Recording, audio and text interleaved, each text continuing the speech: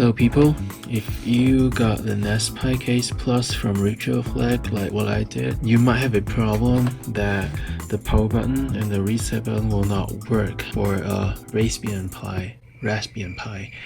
No, Raspbian the system, because it was designed specifically for the emulator. So I did a few minor code changes to Python code they were using called SafeShutdown.py. So I will have the file or the code in the link down below. This is a demonstration of how those buttons work after you use the right code for Raspbian rather than for the emulator. So first, I'm gonna show you how the power button works. Well, the power button should work like, yeah, here it works. You just need to wait for the system to boot up so I can show you the reboot and the power off.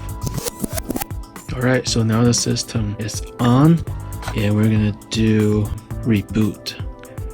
Okay, so it's on, reboot, click. As we can see, reboot.servers has been triggered, and now we just wait and it will come back again eventually. Alright, should be on very soon. So now, okay, so it's back. So now I'm gonna click the power button, which should turn it off. Click. Yep, here we go.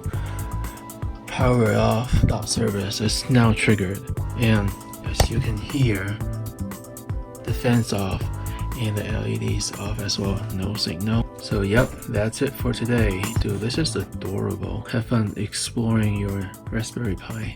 Peace.